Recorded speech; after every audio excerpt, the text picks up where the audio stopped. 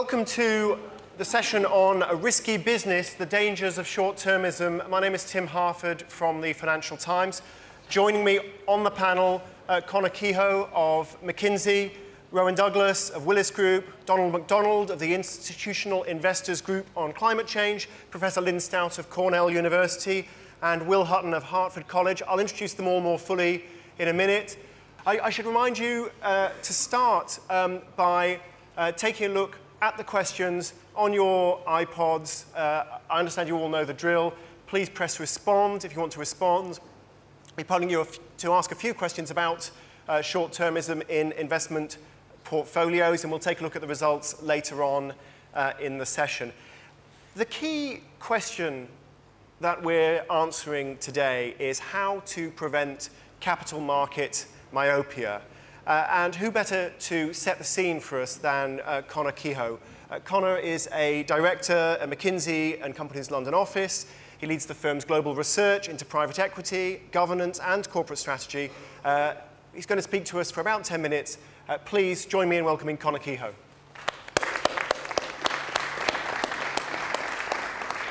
Well, good morning, everybody. Chuck Prince, in 2007, said, "As long as the music's playing, we'll keep dancing," as he expressed his fears, I believe, about what was happening in the mortgage market, the subprime mortgage market. But was Mr. Prince capable of doing anything else? A very intelligent leader. He could see something bad coming, but he felt compelled to keep dancing. He felt he couldn't take his company in another direction, it would appear. Perhaps it would have brought down his company, or at least its share price for a while. Perhaps it would have brought down the market. From that sentence, it would be good to have him here, I sense the pressure that managers can be under when the market is dictating the pace.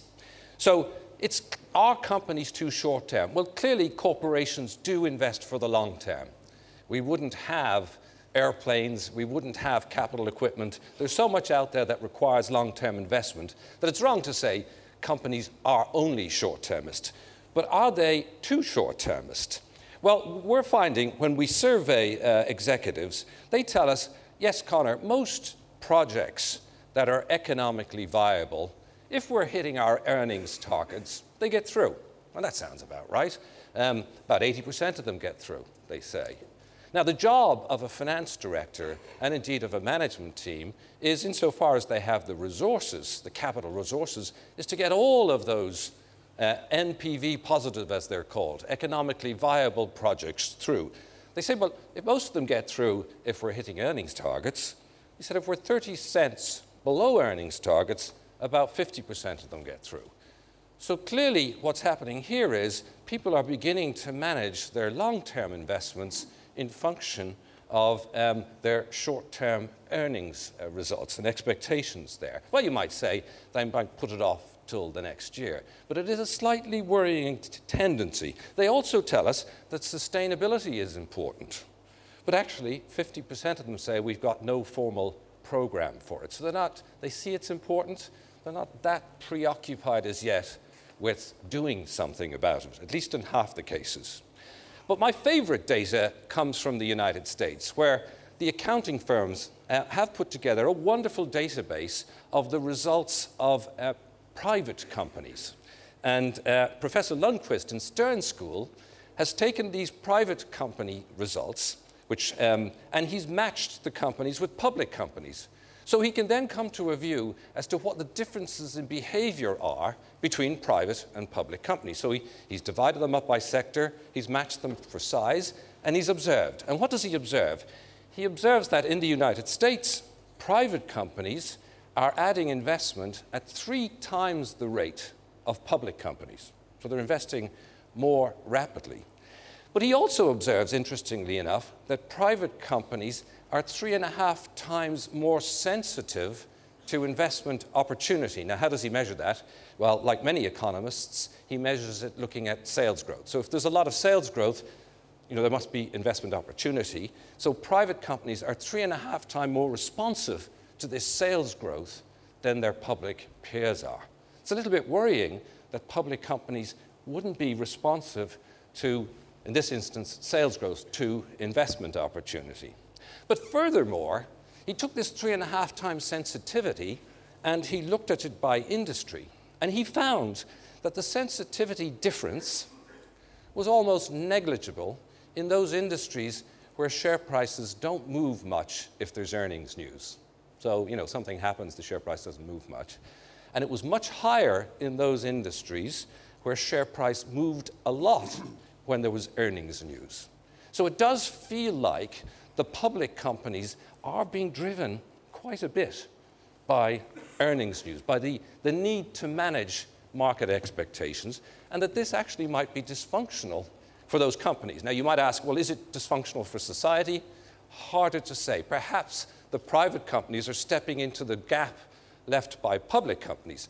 But if you're working in a public company, or you're a director of a public company, your responsibility is to do the best by that company. This feels a little bit worrying. Our own research shows that those who shift and reallocate investment more do better over the long term. Yet it depresses returns to shareholders in 2 years, the first 2 years.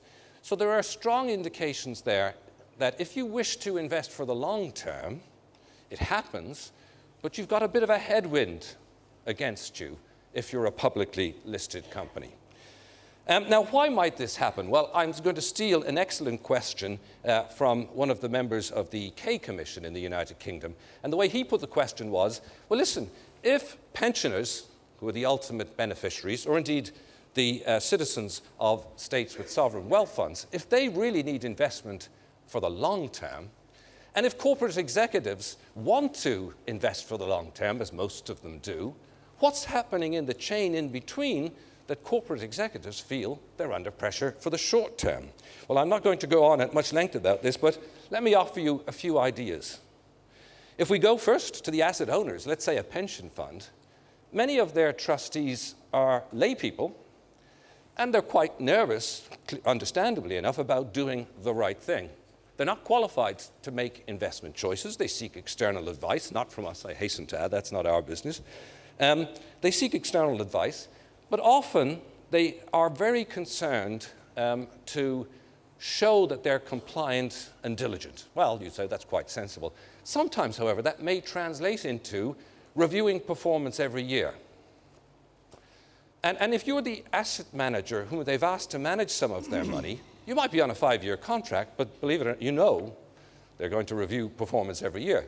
Well, it's not too surprising if you put a bit of pressure on the corporate executive to make sure that the yearly expected earnings are hit, because you're worried that you really don't have a 5-year contract, you might have a 1-year contract. Now, of course, the arrangements are more sophisticated than this, I'm simplifying, but there is this tendency, in order to appear diligent and compliant with rules, perhaps inadvertently to put short-term pressure through to the board. Now, you might say, well, Conor, the stalwarts on the board will resist this, the executives and the non-executives. But when we talk to non-executives, they tell us that actually a huge amount of their time is taken up with compliance, with rules. And we say, well, what about value creation? Don't you like to do that? And they say, we'd love to do value creation. And so then we would survey them 2 years later, and the time allocation hasn't shifted. In truth, I think that for many, the complying with rules is perhaps the first step they take, because of course their personal reputations are at stake. And with the time remaining, they will get into the business of increasing value in the company. One Italian put it wonderfully to me. He said, do you know, Conor, if this is true and widespread, and I'm not suggesting it is, there are many excellent boards. He says, what's happened is they've forgotten the ball, they're playing the rules. Being an Italian, it had to be a football analogy. And so maybe there's some of that going on in our governance chain, that we've forgotten the ball, which is value creation for society, for shareholders, for consumers, and we're playing the rules. Now, I should also say, while there are many excellent boards and trustees of pension funds, when we look at these tendencies, we tend to find that actually it's not uniform across the world. So if I take my boards, they feel most engaged with playing the ball and doing good things to create value in companies in Asia. They feel least so in the United States, with Europe somewhere in between. And I suspect that's got to do with the fact that in Asia, the original entrepreneurs, the families, or indeed some quite professional sovereign wealth fund representation sits on the board and is really concerned about the business of taking this company and grabbing their share of the burgeoning markets in their region. My final plea, though, would be not so much to the corporate sector, but to the academic sector. And the way I would put it is that people my age grew up with efficient markets. And many of the behaviors which say, right, we'll track the index, we'll not actually take long-term bets, are rooted in a belief in efficient markets. However, most of us, our faith has been shaken in 2008.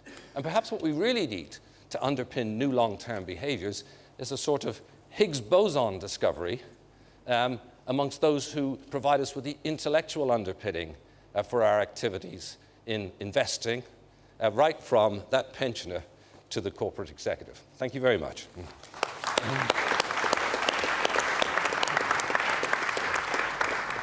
Well, thank you very much, Conor, and thanks in particular for hitting your quarterly target for timekeeping.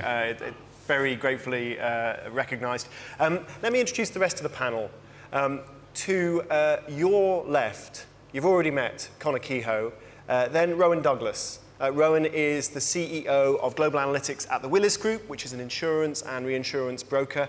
And he's also the chair of Willis Research Network, which is the world's largest collaboration between public science and the finance industry. Next is Will Hutton. Will is the principal of Harford College, Oxford, and he's the chair of the Big Innovation Centre, which is a think tank. And he was also the chair of the Commission on Ownership. Will's most recent book is Them and Us, Changing Britain, Why We Need a Fair Society. Next to Will is MacDonald. Donald is chairman of the Institutional Investors Group of Climate Change, which is a forum to allow institutional investors to collaborate with policymakers and with companies. And also, he's a trustee director of the BT pension scheme, which I understand is fairly large, isn't it, Donald? Immediately to my right is Professor Lynn Stout. Lynn is Distinguished Professor of Corporate and Business Law at Cornell University Law School, and she's chair of the Governance Committee of the Eaton Vance family of mutual funds. And Lynn's most recent book is The Shareholder Value Myth. Thank you very much all for coming. I just wanted to ask a very quick, I want to take a show of hands, in fact. Please put your hand up if you think that basically capital market myopia is not a problem. Actually, capital markets are perfectly capable of allocating long-term resources. OK, good. I just wanted to check that. So we all think there's a problem. Let me start then with Lynn. Professor Stout, is this basically a legal issue, that managers feel that they have a legal responsibility to maximize short-term share prices? It isn't a legal issue, or at least it shouldn't be a legal issue, because there is no legal duty to maximize share price. In the United States, the Delaware Supreme Court just said that very clearly in Air Products versus Air Gas, and I quote, "There is no per se duty to maximize shareholder value." It's a little bit less true in the UK when a company receives a premium takeover bid. That's maybe the one situation. But it is a very deep structural problem. Not a legal problem, but a structural problem that I think is driven by three factors. Number one, the average holding period for shares in the US at least has declined from 8 years in 1960 to 4 months today. So investors have very short holding periods. Not all investors, but a lot of investors. Number two, we've changed the laws in the United States so that it's becoming more and more like the UK in the sense that shareholders have enormous power to pressure boards. So we're allowing people who have a 4-month time horizon to put pressure on boards. And the third structural change is that increasingly executive compensation is based on so-called objective performance metrics, which are generally at least strongly related to share price in at most 2 or 3 years. And so that's a structural change that has essentially put the very executives' interests in line with those of relatively short-term shareholders. And so those three structural changes are driving corporations, which, interestingly enough, are indeed legal persons with an infinite lifespan in theory, and which could, if properly structured, be in a unique position to plan for the long term in the way that organic humans and political systems, which worry about the next election cycle, could not. So we have these great institutions that are capable of planning for the long term better than almost any other institution out there, and yet because of these structural problems, they are indeed myopic. Donald, you're the chair of the Institutional Investors Group of Climate Change. I mean, when you're talking to governments, you're talking to institutional investors, you're talking to corporate management, I mean, do you notice a sort of sharp gap in time horizons, that some people are really very focused on the short term and others are perfectly capable of taking a 50-year or 100-year view? Yes. Asset owners like pension funds really do have to have a long time horizon, because their liability horizon is very long. So something like an 80-year time horizon for liabilities is not that unusual, really. Or up to 80 years anyway. But I think the big issue really is about behaviours. And I think asset owners, such as pension funds, I think we have to look into our own behaviours. There was some work done in the UK a few years ago by the Marathon Club, which is a group of pension funds, people in pension funds who got together.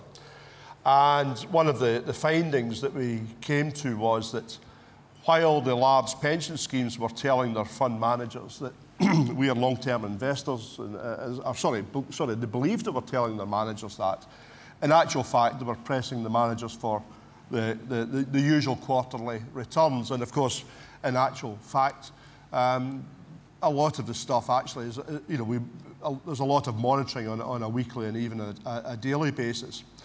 But when we interviewed the managers, they genuinely felt that there was no indication of long-term investment horizons within the mandate that had been given them by the pension funds. So I think a big part of this is that the asset owners have to drive through a lot of the change. There is no incentivisation for fund managers or other people within the investment chain to change behaviours, but it has to be driven, I think, from the top. So I think asset owners, I'm not sure if I'm answered the question properly, but or what you want, but I think we have a responsibility to help make that step change. I'm going to invite the panel, by the way, feel free to interrupt each other or respond to each other rather than just, I know that Will and Rowan are basically well capable of taking care of themselves. So let me just sort of ask an open question to the panel. From the point of view of an economist, there's a fundamental puzzle here. The whole point of equity markets is supposed to be to allow investors with short-term time horizons to fund companies with long-term time horizons. I mean, that's kind of the whole idea. If I want to buy a house and I've got shares in BP and I can't sell my shares in BP, I need BP to free up cash so that I can buy my house. But if I'm trading those shares on a liquid stock market, BP can make all the long-term investments it wants. I'm perfectly happy with that because I'll be able to sell my shares on to somebody else. So in theory, short-term holding periods should be no problem. It shouldn't be inconsistent with long-term decision-making. And yet, what I'm hearing from several panel members is, well, there is a problem. So why is there a problem? Why doesn't the theory work? Well, I think the answer lies in the imagined view that the private shareholders can mitigate against the increasing risk that there is. Risk, there's system risk, there's technological risk, there's scientific risk, there's political risk, there's geopolitical risk. And so, and one of the reasons why the financial markets have got so very big, I mean, with derivatives and swaps, you've got $700–800 trillion worth, more than 10 times world GDP of financial transactions out there, all imagining that one can protect oneself against risk by laying it off. And one of the reasons why I think shareholder term, from 8 years to 4 months, as Lynn was saying, is similarly, equity holding. I'm cleverer than the market. I can take a position. I can lay it off on with this derivative or that. And actually, you can't. And I think that actually the West and the Anglo-Saxon countries in particular, and Britain in particular over of the Anglo-Saxon countries, have got this bug very badly. You know, families can have a sense that you can, a way of managing risk. I mean, governments are a way of managing risk over time. But the system itself has proved incapable of doing it. It's developed all these instruments, and paradoxically, in doing so, has actually led to kind of entrenching the myopia that human beings have into the warp and woof of our financial and business decision making. So I see it as a misguided conception about the way the financial system manages risk. Other panelists, sorry, yeah. Yeah, I think there's one corner of the finance market that might be instructive here, and it's the insurance and reinsurance world, which traditionally has been seen as perhaps the tortoise of the financial markets. It seems to be coming back into fashion, but and is noteworthy because usually underwriters hold their risk. They take risk and they hold it. And we've just come off the back of probably one of the worst years of natural catastrophe losses that the insurance market has faced, at $120 billion worth around the world. And yet the market is operating almost entirely normally. There's been no insolvencies of any note. The market has, the pricing is relatively constant. And that's really been driven by two factors. The first is an emerging convention supported by regulation in Europe and beyond, that insurance companies and the contracts behind them must tolerate the 1 in 200-year return period. And because Mother Nature is a major driver of risk to insurance and reinsurance companies in Europe, Asia Pacific and the US, what that's stimulated has been a revolution in the modelling of risk at those extremes, particularly against Mother Nature over the last 20 years. And after Hurricane Andrew in 1992, there were many insolvencies. After Katrina, the market creaked heavily. But now we seem to have got to a point where this risk at these high extremes is communicated effectively from public science through to the catastrophe models that we use, through to the internal capital models in insurance companies, through to regulation. And investors are now understanding these risks, and it's fundamentally about communication. The exciting thing is, how can we ensure that resilience at these sorts of levels is properly valued and priced within the marketplace? So I think there may be some instruction from an industry which is there effectively to allow society at local and global scales to share the risks of extreme events through both public and private mechanisms. And I sense it's perhaps a new golden age of insurance is re-emerging. I don't know.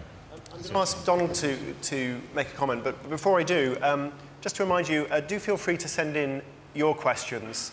It would help me, if you would like me to invite you to ask your question, please put your name and please flag that you would like me to do that. But you can also send in questions anonymously or just ask me to read them out. So send them in. I've got some good questions coming in already. Donald. Yeah, I mean, going back to your question there, Tim, I think we have to seriously question whether the capital markets are actually functioning in the way that they have been described in classical terms. Now, I don't come from an economics or a financial services background. I'm a retired telecom engineer and trade union official. So therefore, I don't have necessarily all of the hang-ups or the worship of efficient market theory, because I personally don't believe that it's actually operating terribly well. And I'll give you some examples. I mean, if you believe that the capital markets are there to match capital with those people and those operations that require capital for investment, for growth and so on, how then can we explain the way that organisations like Glencore were suddenly floated on the London Stock Exchange straight into the FTSE 100, when the reality is, or the suspicion is, let's put it that way, before I end up in court, that that was simply a mechanism to ensure a merger with a mining company, Xstrata. How do we explain the flotation of Facebook on NASDAQ? Was that a company that was actually needing a huge injection of capital wealth in order to grow and expand? Or was it a transfer of wealth primarily from middle, or ultimately from middle America, into the pockets of a small number of people at the top of Facebook, but also into the pockets of the other participants in the financial services sector, Morgan Stanley and the other banks that were associated with it? And I think a lot of the drivers for short-termism actually arise from the agency problem. And it's a question of intermediation, and I don't think there is sufficient challenge from people like us who are within the system against the role that the intermediaries are playing. And I'll leave it at that, Tim. And just a quick follow-up. Your wonderful ideal world does not exist because your hypothetical assumes that investors are passive and that they're simply moving in and out of the market. What's missing is an understanding of the fact that, especially in the US, because we've increased shareholder power so dramatically, you've now got a situation where a short-term shareholder can go into the market, and they not only expect to sell in the short term, but they hope to manipulate the price in the short term. And you know, my standard line is, I don't believe in the tooth fairy or Santa Claus, and I don't believe in the efficient market theory anymore either. You know, it's time for us to all grow up. As beautiful and elegant, Santa Claus was a sweet idea too, but we know it's not true. Oh no, I'm so sorry. Shattered my hope. And we know what short-term investors, especially hedge funds, push for. They push for massive share repurchases. They push for big dividends. They push to cut expenses, including R&D and customer support and employees. And they push to sell assets or sell the entire company. And we also know that all of those strategies harm long-term returns. I hear that companies are increasingly bypassing the stock market, publicly traded equity markets. They're either going into private equity or alternatively small companies, small Silicon Valley companies. For all, Facebook had this big IPO, and obviously that was a tremendous success. I hear that the new up-and-coming Silicon Valley companies don't want IPOs. That's not cool anymore. That they want ultimately to be bought out by a bigger firm. Is this true? Is there a tendency to bypass publicly traded stock markets? And if it's true, is it going to help this problem, or is it going to cause new problems? Numerically, it's definitely true. There are fewer listed companies in the United States than there were. And when you talk to managers who've moved from the listed sector to private equity ownership, which has its imperfections, what they find is a much more engaged owner representative, because the private equity partner is nothing more, when he or she sits on a board, than somebody who has a very strong economic interest in the company increasing in value, usually over about 4 to 5 years, although when they're selling it, it needs to have good prospects. So they're really thinking on day one when they buy, they're thinking about 7 to 8 years out. They will be heavily engaged, and they also vote all the shares, because the pension funds, in subscribing to the private equity fund, have given a proxy in all the shares to these individuals. So it feels like having an owner on your board, and an engaged owner on your board. And if it's well done, it can create quite a bit of value. The managers involved, when you survey them, go through an interesting transition. Those who've been in public ownership actually quite resent the level of owner engagement initially. They're used to much more freedom. You know, the only input that shareholders might have is to sell the shares, but they don't have opinions about where the company should go. And suddenly they've got these people sitting on the board having these opinions and being engaged in strategy. Over time, most of them adjust, actually. Most of them quite like the accompaniment. So it's a bit of a move back. The private equity example is a bit of a move back to the pre-depression days in the United States, when a JP Morgan would sit on your board and demand returns for his bond or shareholders. It's happening. Anybody else feel happy about this trend or worried about this trend? I don't think there's a kind of, I don't think the private equity or going private can be, you know, the single magic bullet that will solve this problem. I mean, I think it's appropriate, you know, for some companies at some stage in their life cycle. But, you know, the idea that it's the answer to a systemic problem, I think is, you know, like the tooth fairy. I think it's, and sometimes private equity is actually deleterious. I mean, the fact that, you know, the funds are closed, that actually the time horizons are very fixed, 5 years or 8 years, means that becomes the focal point for the entire company. It revolves around that exit date. That can actually distort decision-making too. I mean, in this little ownership commission I chaired, which reported a couple of months back, I mean, we tried to make the point that you know, stewardship, engagement, plurality were the kind of organising principles for how you try to rethink British corporate and business life. We thought the PLC was too dominant, and so you welcome the arrival of private equity in that sense. But actually, cooperatives are underdeveloped as an ownership form. So is forms of employee ownership are underdeveloped as an ownership form. They're also important counterweights against capital market myopia. I mean, people argue quite rightly, I think, that in Britain the demutualisation of building societies was one of the 7 or 8 things that contributed to the financial crisis in 2008, because they too then played the capital market game when they became PLCs, and it was Northern Rock, of course, a privatised PLC'd mutual, ex-mutual, that actually was the kind of forerunner of the crisis. And I think there are important things that we can do to pick up your point, Donald. I mean, there are important things that we argued in this report. I mean, why, you say agents aren't doing their job. Well, here's a kind of concrete proposal that we made, and I know that Hermes are experimenting with this, but persuading shareholders like yourselves to pool your voting rights in non-for-profit mutuals whose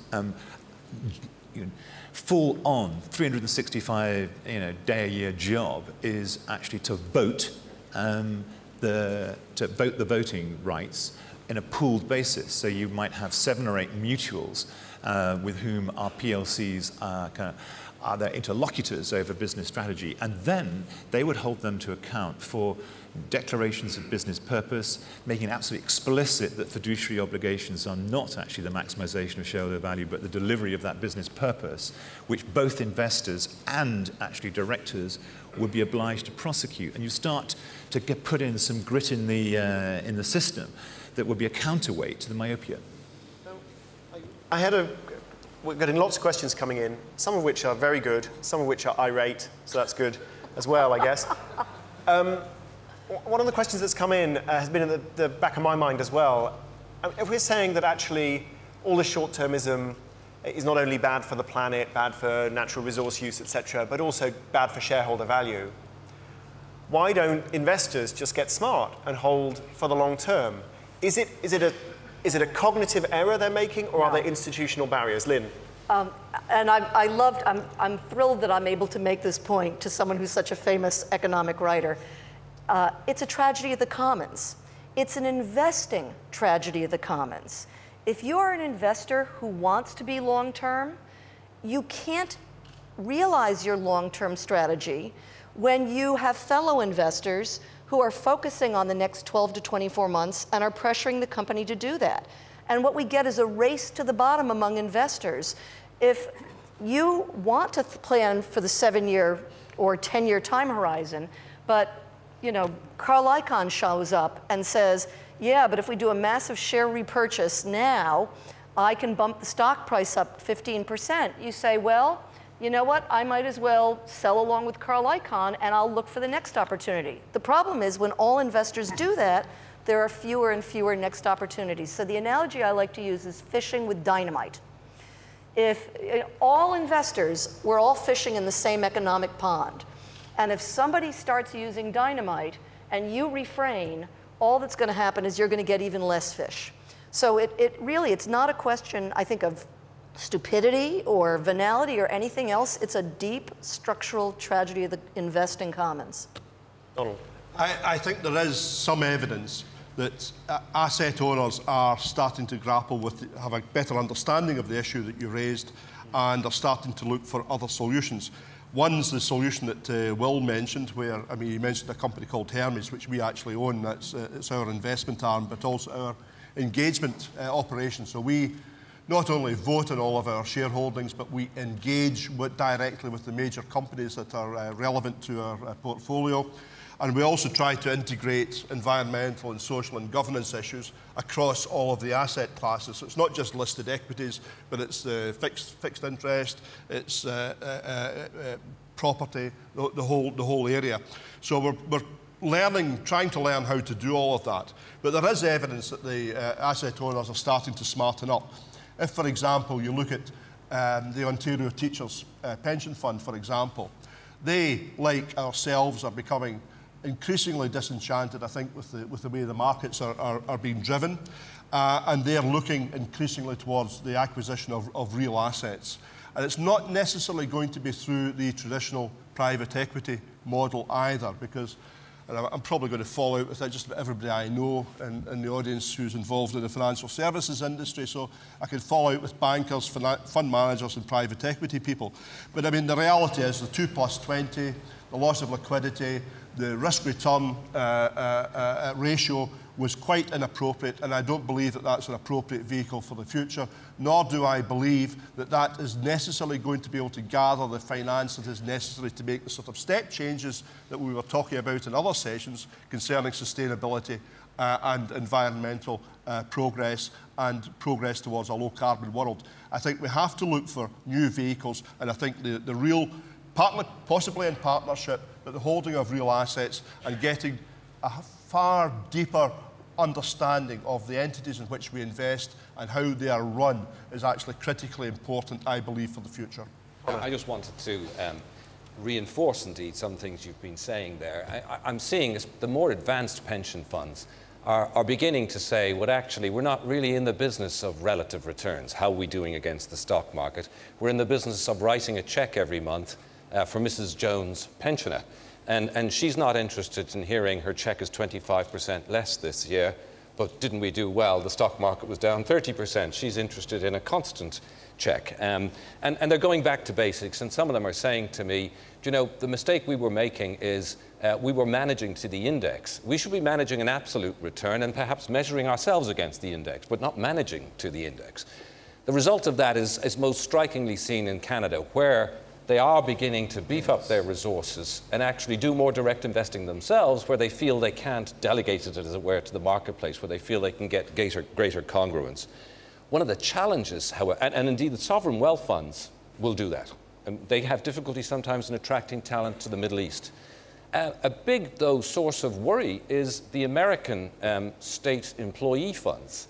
They're often stuck with state civil service salaries, which can make it quite difficult for them to attract on board the people they might need to be more engaged. Now, they can, as it were, delegate it to others, but the Canadians seem to be leading the way. They're changing their thinking, they're building up their resources, they're investing more directly, and they're investing longer term.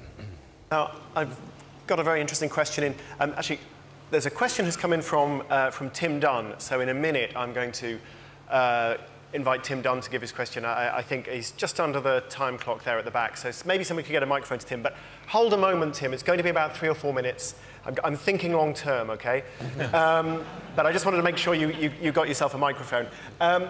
Question that's come in says that nobody has mentioned that new wealth is being created in emerging markets.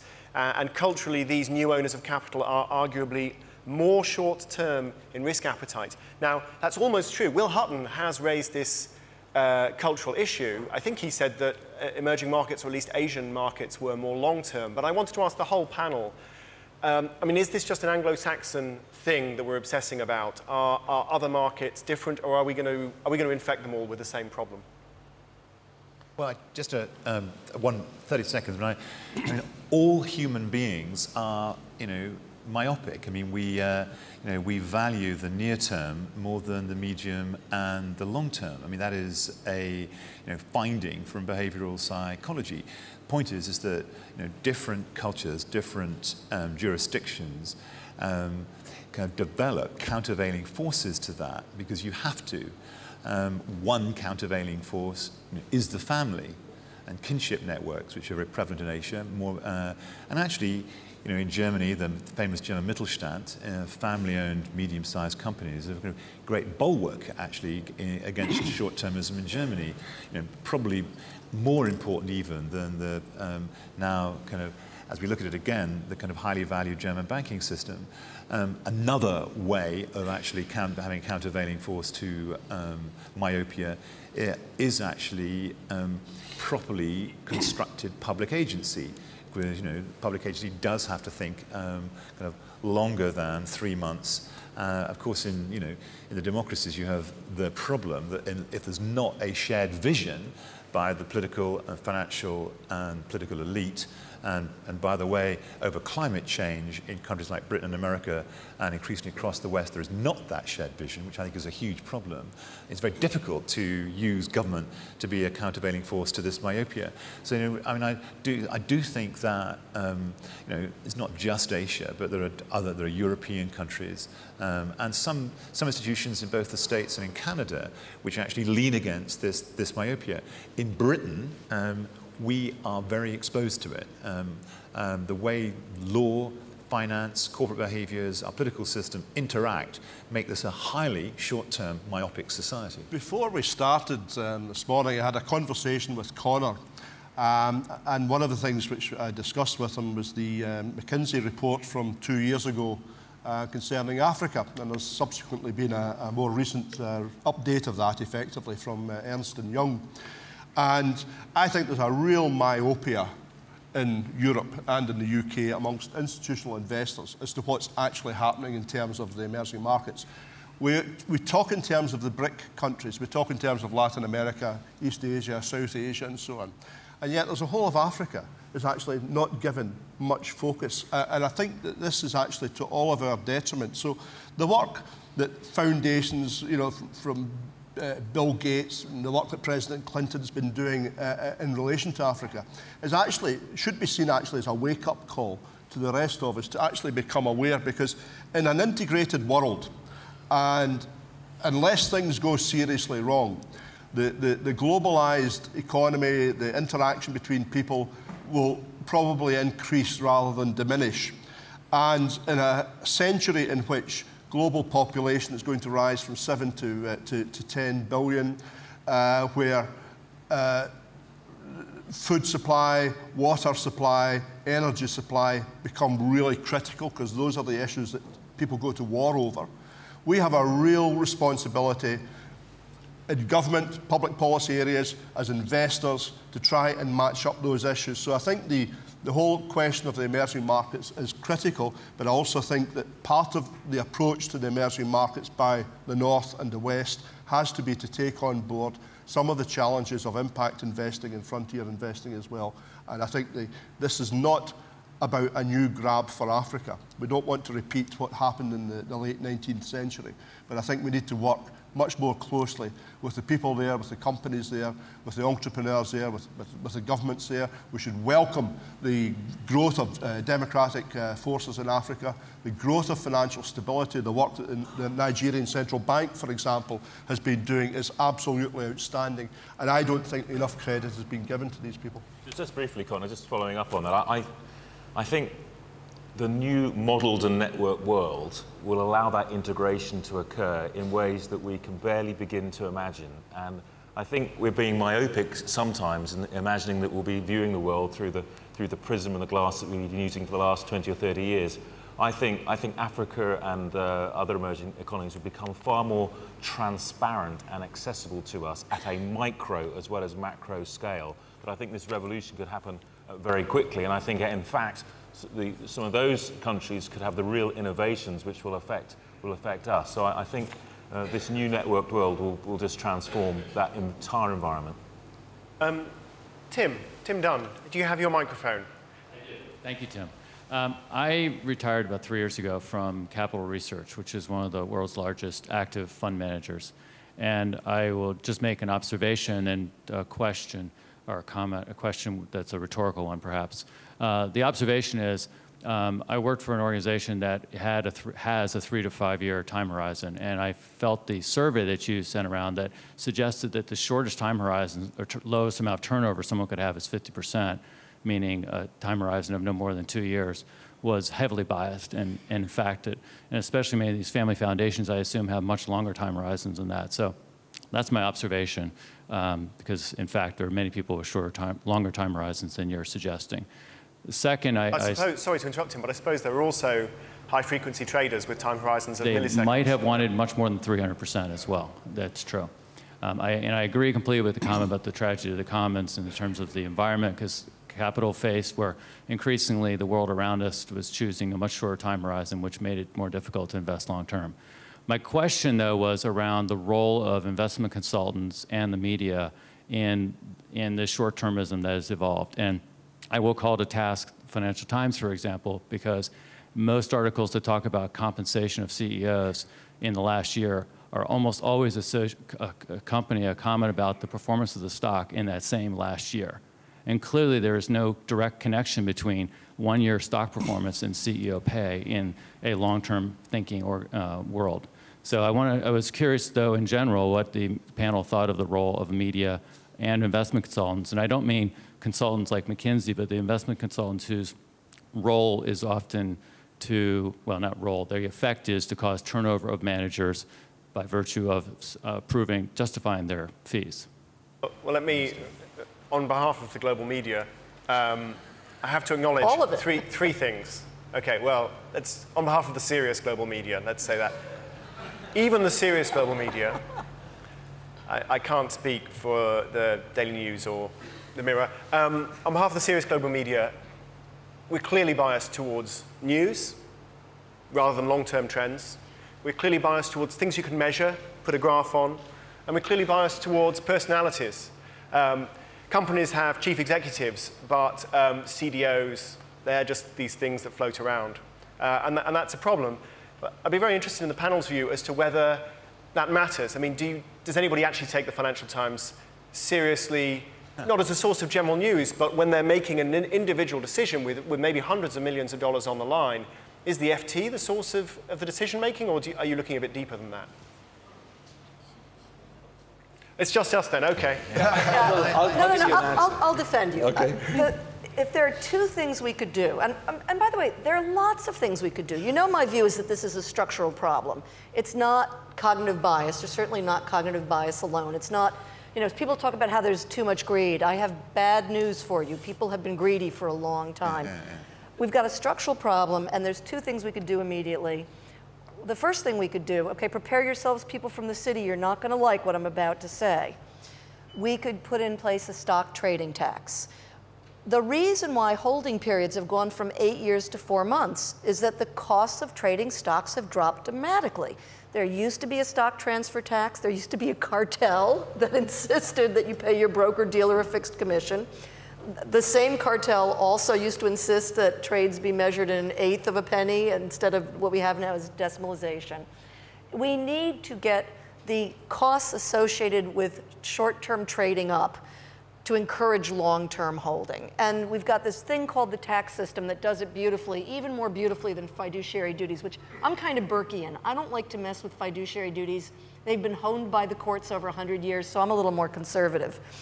The other thing we need to do is we need to dramatically change CEO pay. I mean, we really talk about the law of unintended consequences. At least in the United States, we changed the law in 1993 to require companies to tie executive pay to so-called objective performance metrics. If we had to figure out, at least in the US, any single party to blame, it's actually not the media, it's the Congress as a result of that change. And we need to really radically rethink the way we so-called incentivize our executives so that they have breathing room to think for the future. I'm glad you raised that issue because I've had lots and lots of questions come in about bonuses and compensation and so on. Any other thoughts on this issue? That issue, well, two very quick ones. One, I do think there's an issue there of having better metrics in the public domain because it's just too tempting to think in the short term when the only metrics available are short-term metrics. So it's something that's exercising us. How could we get better metrics out there so people could have a better debate in the press or elsewhere? And the second comment is that the press does matter because the disaster, or I should say, the peaks and troughs we see in stock markets aren't like natural peaks and troughs. They're generated by us, and we're generating an awful lot more of them. So there is momentum behavior that leads to peaks and troughs. Shifting the debate to the longer term, perhaps through the use of more interesting metrics, I think would be helpful all round, might increase stability as well. Just to say, 10 seconds, conversations like this, there's always a tendency to kind of tut about you know, the media, and if we don't look at the education system soon, obviously... You want to declare an interest, Will? I write a column in The Observer, and I used to edit The Observer, and I sit on the Scott Trust that owns The Observer and The Guardian. But I think there's a system problem. I think the medium reflects it. Of course, it magnifies it. But again, rather like private equity, to imagine that you can fix it by fixing something in the media, I think is just a kind of wrong way to go. I mean, what's required is actually to kind of rebase the system, to reform, rethink, renew the system, and the media will follow. It's a where we do set agendas to a degree, but there's an iteration. We also follow. Donald, what? I mean, look, the media is what gives us our worldview. So I don't have a problem with the Financial Times or the Economist or the Guardian or the Observer. I think they do a bloody good job. And I think also New York Times and so on. I mean, you're talking about real good quality information. And I think we need that. We need to be informed by that. I think the problem is actually with I think Tim, you raised the issue of the consultants. I think investment consultants are not switched on to a holistic view of the world. There's a lack of interconnectedness in their perception. And I think also the accountancy and actuarial professions are not very good at taking in the learning processes that are required to have a more holistic approach to finance, investment, risk, reward, the future of the world, the water, energy, food nexus, etc., etc. So I think we need to do more with the gatekeepers to try and change their attitudes. I'd love to finish on the thought that the Financial Times does a bloody good job, but we've actually got a few minutes left. I'm going to ask our panel a question that's come in, which I think is a wonderful final question. But before I do, I wanted to just to let us have a look at a couple of the responses to the polling. Maybe we could look at the answers to the question, what is your average stock holding time? And by the magic of technology, we will see it. Yes. Okay, so, oh, can I see this? Yes. So nobody in the room said more than 5 years. On the other hand, not many people said less than a month. Of course, if there were any algorithmic trading computers in the room answering the question, we might have got a different response. One of the questions that came in, by the way, was about high-frequency trading. Unfortunately, we're just in too much of a hurry to answer it. Sorry. Could we also have a look at the answer to the question, for those who work to quarterly or annual horizons, what is the driver? Okay. So pressure from shareholders, nearly a third. Habit, 10%. And remuneration and fiduciary responsibility, each 20%. I feel slightly reassured by that because it suggests that we haven't been talking irrelevancies and missed something huge, but you never know. Thank you for that. If any panel member thinks, by the way, that we have missed something really important, we've got 5 minutes, so you've got a minute to speak up. But I just wanted to go through and get your very brief responses to the final question, which I thought was wonderful, which is, why is Warren Buffett so often venerated and so rarely emulated? Let me start with Lynn. I adore the Oracle, by the way, because he is the classic example of the involved shareholder who does take a very long position. The reason why he's not emulated, it's a heck of a lot of work, and you have to be really, really smart. And, you know, at this point, we actually have more mutual and hedge funds in the United States than we have public corporations. We're just running, you know, it's just hard to find 10,000 plus Warren Buffetts out there. Yeah. Well, Donald, you're our very own Warren Buffett, really, long-term investor, just without all that showing off. Why do people talk about him but not copy him? I think, to be truthful, I don't think very few of us and very few people in the industry have got his skills and his personal commitment to long-termism. And I think a lot of this debate has to be rooted, and how we move forward has to be rooted in behaviours, in business ethics, and in the way individuals translate their view of the world into their business life. I think Warren Buffett has carved himself out a niche. He's not been sufficiently well emulated. Of course, if he was emulated, then whatever advantage he gets out of the market now would disappear. So people perhaps are looking for tried to get a comparative, an advantage against him by taking short-term approaches. But if he was emulated, I think we'd all agree. I mean, one of the things he does is pick stocks really well. But one of the other, and that's maybe not so easy, but one of the other things he does is to hold them for the long term. I mean, Will, is it a choice that anybody can make, or is Lynn right that it's really, there are huge institutional barriers to doing that? I mean, I think that, just thinking why, I mean, it's not a question I've kind of really had to confront in 30 seconds before. But I think the... You've got 45. I think that, I mean, he is personally very, very wealthy. I mean, it's been built over a period, so a lot of the funds and his management are under, he is at it's at him.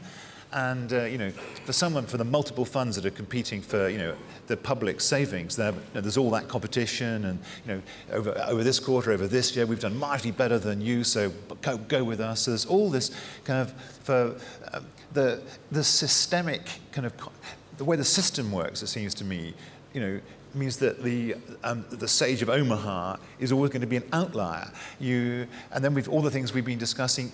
And I think executive remuneration, to echo what Lynn said and some of the questions, is really part of this. Last 10 seconds, I chaired a commission for the government on looking at pay in the public sector and also in the private sector. Came up with the notion of actually we should earn back, that actually let's get the way to kill the bonus culture and put in terms of a kind of long-term incentive plan culture is to actually challenge executives in our FTSE 350 companies.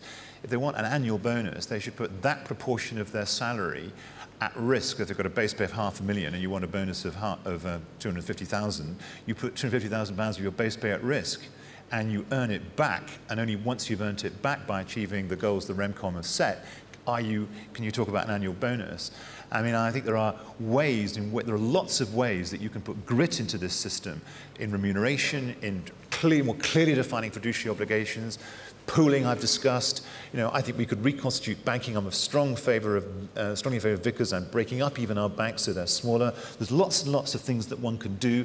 The transactions tax, many things to be done. Thank you very much. Rowan.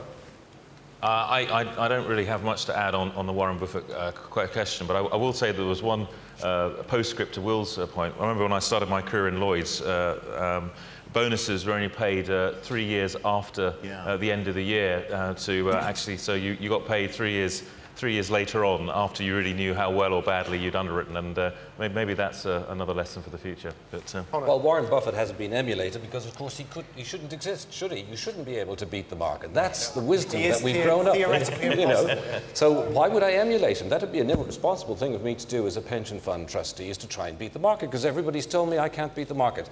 Things are changing, and I think the key to this is what Donald said, which is a lot needs to start, at least in our current system, with the asset owners, and they do need to start building up the skill to engage and to choose.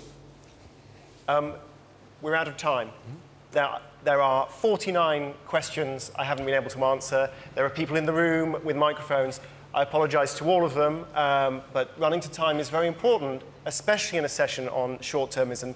So apologise. And a final thought came in on the magic iPad. Warren Buffett doesn't suffer career risk. Let me... That's good. In a second, I'm going to invite our panellists to leave the stage to rapturous applause. I'm just going to remind you who they were. They were Conor Kehoe of McKinsey, Rowan Douglas of the Willis Group, Lynn Stout of Cornell University, Donald MacDonald of the Institutional Investors Group of Climate Change and the BT Pension Fund, and Will Hutton of Harford College. Please join me in thanking all of them as they leave the stage.